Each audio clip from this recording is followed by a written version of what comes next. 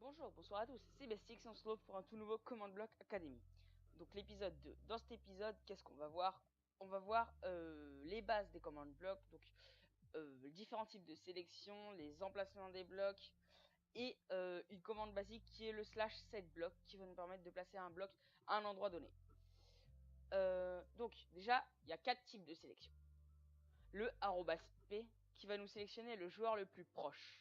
Donc imaginons que je suis sur un serveur, il y a une personne il y a un command block à 5 blocs de moi, il y a quelqu'un à 1 bloc du command block. Si le command block dit de tuer le @p, donc le joueur le plus proche, ça va être la personne qui sera la plus proche du command block, donc la personne à 1 bloc, qui va mourir.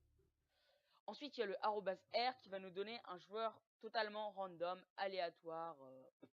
C'est quelqu'un au hasard sur le serveur. Ensuite, il y a le @a qui va nous sélectionner tous les joueurs présents sur la map. Et @e qui va nous sélectionner toutes les entités. Une entité, qu'est-ce que c'est? C'est soit un joueur, soit un mob, soit un item.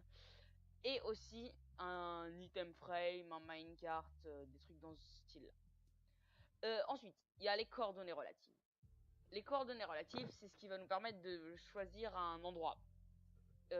À partir de l'endroit où on exécute la commande. Par exemple, moi là, si jamais je dis coordonnées relatives, je dis 2 blocs au-dessus de moi, ça va sélectionner 2 blocs au-dessus de moi. Alors que si jamais je dis des coordonnées normales, des coordonnées fixes, je dis par exemple x0, y3 et z-50, ça va me donner des coordonnées, peu importe d'où je l'ai dit, ça va toujours me donner les mêmes. Donc ensuite on va voir la commande setBlock qui va nous permettre de poser un bloc à un endroit voulu. Donc /setBlock, là c'est des coordonnées relatives, donc la petite vague, donc à 0 sur le x, à 1 bloc sur le y, donc un bloc au-dessus, et à 0 sur le z. Et ça va nous mettre un bloc Minecraft Stone, un bloc de pierre. Donc si jamais je fais clic droit, ça va nous mettre un bloc de stone, un bloc au-dessus de là où la commande a été exécutée, c'est-à-dire le command block.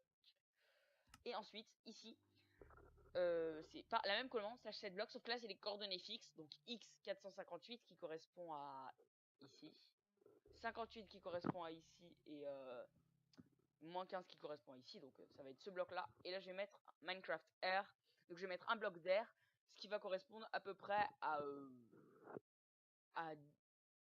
supprimer le bloc purement et simplement. Donc voilà, et boum, le bloc il a disparu.